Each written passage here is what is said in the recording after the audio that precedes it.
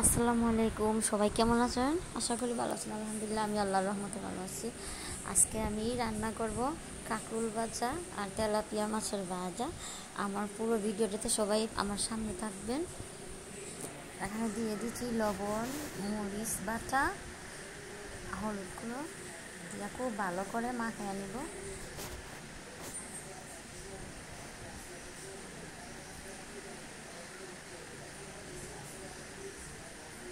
খুব ভালো করে মাখানো না হলে কিন্তু খেতে ভালো লাগবে না। যত বেশি মাখাবেন তত বেশি মজা লাগবে।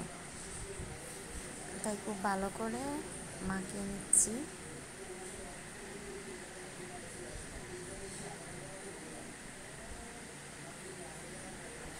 মাখানো হয়ে গেলে 10 মিনিটের জন্য রেখে দেব। 10 মিনিট পর আবার চলে এলাম চুলার কাছে। এখন চুলাটা জ্বালিয়ে একটা তাওয়া বসিয়ে দেব।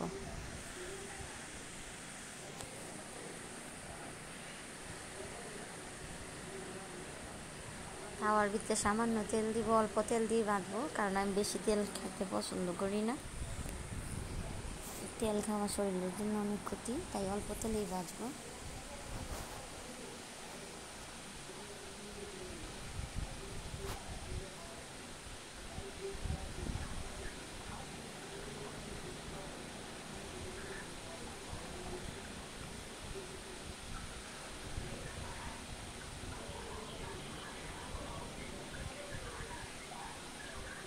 এক পিস ভাজা হয়ে গেছে, এখন আমি এগুলোকে উল্টে দেবো।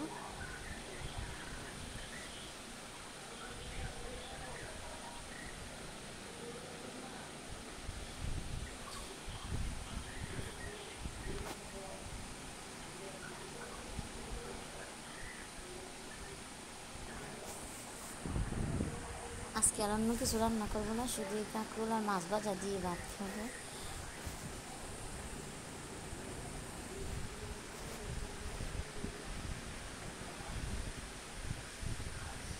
ভালো করে উল্টা পাল্টা না দিলে একসাথে পুড়ে যাবে, তার জন্য বারবার উল্টা পাল্টা দিচ্ছি।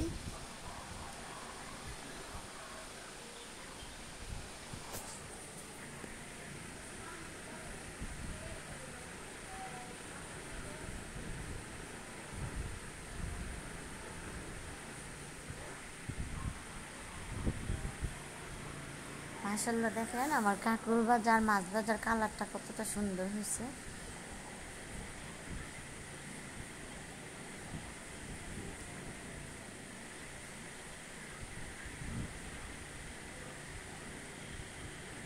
মাছ ভাজারগুলোকে আমি একটা প্লেটে তুলে নেব। তারপর গরম তেলে 2টা শুকনো মরিচ ভাজবো, কারণ ভাজা পোড়ার সাথে শুকনো মরিচ আর পেঁয়াজ ভাজা ছাড়া আমি খেতেই পারি না। মরিচগুলো ভাজা হলে এখন মাছের সাথে মরিচগুলো তুলে নেব।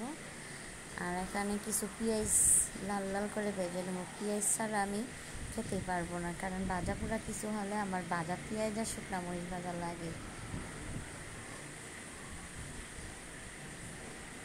আমার ভাজাভাজি কমপ্লিট, এখন আমি ভাত খাবো। এখানে কিছু ভাত আর আমের আচার নিয়ে নিয়েছি। শুধু ভাজা পোড়া দিয়ে ভাত খাবো আর আমের আচার দিয়ে। কারো যদি মুখে পানি চলে আসে আমি কিন্তু দেয় না। সবাই ভালো থাকবেন, সুস্থ থাকবেন। সবাইকে অগ্রিম ঈদ মুবারক।